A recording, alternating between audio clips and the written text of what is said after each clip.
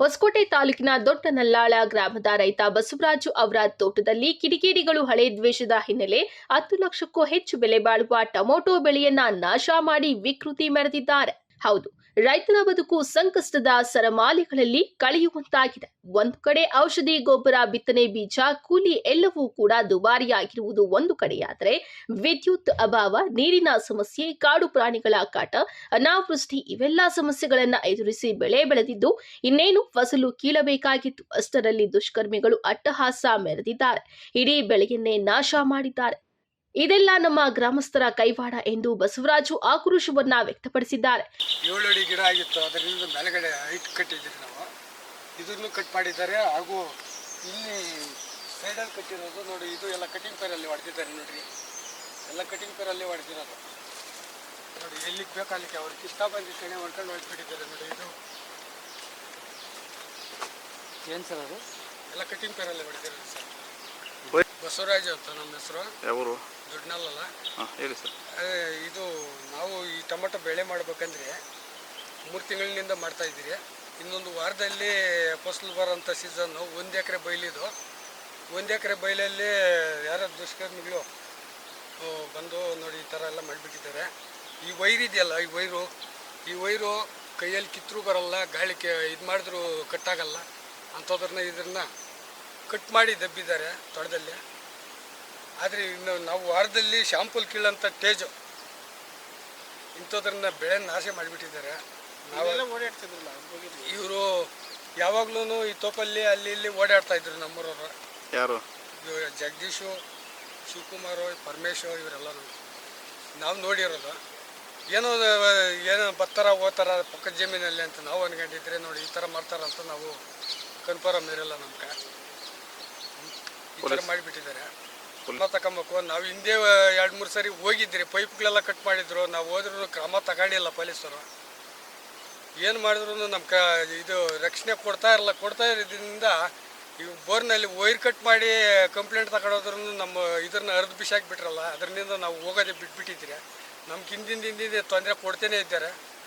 ಯಾರು ನಮ್ಗೆ ಕೇಳೋರಿಲ್ಲ, ಮಾಡೋರಿಲ್ಲ, ಆ ಥರ ಆಗಿಬಿಟ್ಟಿದೆ. ರಾಜಕಾರಣ ದೇಶದಿಂದ ಈ ಥರ ಮಾಡಿಬಿಟ್ಟವ್ರೆ.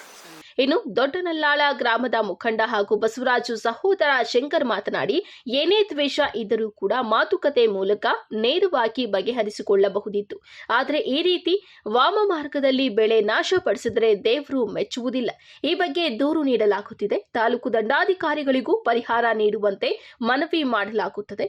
ಪೊಲೀಸರು ಆರೋಪಿಗಳನ್ನು ಪತ್ತೆ ಹಚ್ಚಿ ಶಿಕ್ಷೆಗೆ ಗುರಿಪಡಿಸಬೇಕು ಎಂದು ಆಕ್ರೋಶ ವ್ಯಕ್ತಪಡಿಸಿದ್ದಾರೆ. ದೊಡ್ಡನಲ್ಲಾಳ ಗ್ರಾಮದಲ್ಲಿ ಬಸವರಾಜು ಸಣ್ಣಪ್ಪ ಶ್ಯಾಮಪ್ಪ ಅಂದರೆ ನಮ್ಮಣ್ಣವರು ಬೆಳೆದಿರುವಂಥ ಟೊಮೊಟೊ ಗಿಡಗಳನ್ನ ಕಿಡಿಗೇಡಿಗಳು ನಾಶ ಮಾಡಿದ್ದಾರೆ. ಬಾರ್ಡರ್ ಕಂಬಿಗಳನ್ನ ಕಟ್ ಮಾಡಿ 3-4 ದಿವಸದಿಂದ ಇಲ್ಲೇ ಓಡಾಡಿಕೊಂಡಿದ್ದರಂತೆ. ಅವರು ನೋಡ್ತಾಯಿದ್ರು. ಹಾಗಾಗಿ ಹಳೆ ದ್ವೇಷ ಇರೋದ್ರಿಂದ ಈ ರೀತಿ ಎಲ್ಲ ಮಾಡಿದ್ದಾರೆ.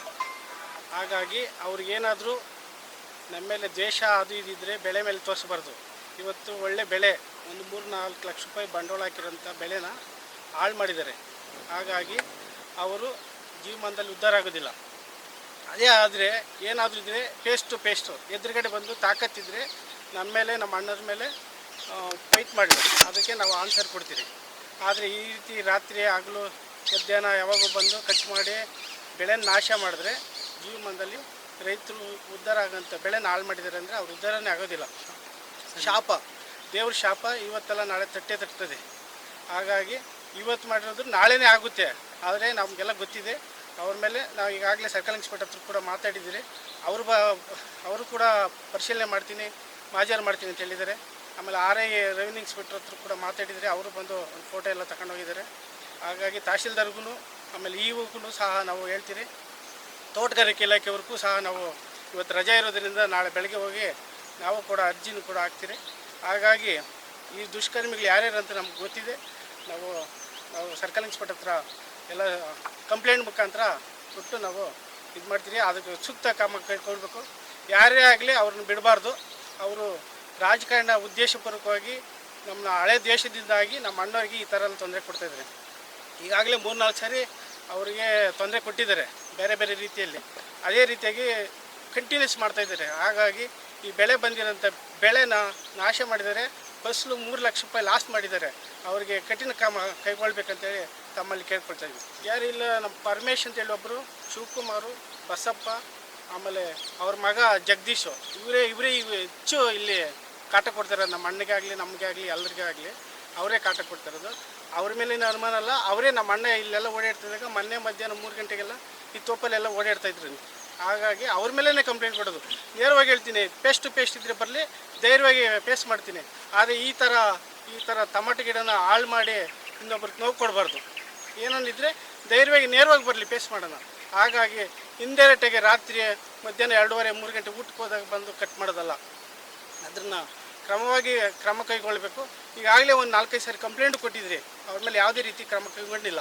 ಈಗ ಸರ್ಕಲ್ ಇನ್ಸ್ಪೆಕ್ಟರ್ ಹತ್ರ ನಾವು DYSP ಕೂಡ ಮಾತಾಡಿ ಒಂದು FIR ಮಾಡಿಸೋಕೆ ಪ್ರಯತ್ನ ಮಾಡ್ತೀವಿ. ಒಟ್ಟಾರೆ ಸಾಲ ಸೂಲ ಮಾಡಿ 3 ತಿಂಗಳ ಕಾಲ ಉತ್ತಮ ಬೆಳೆ ಬೆಳೆದ್ರೆ ದುಷ್ಕರ್ಮಿಗಳು 3 ನಿಮಿಷದಲ್ಲಿ ಬೆಳೆ ನಾಶ ಮಾಡಿರುವುದು ವಿಪರ್ಯಾಸವೇ ಸರಿ. ನ್ಯಾಯಕ್ಕಾಗಿ ಕಾದು ನೋಡಬೇಕಾಗಿದೆ.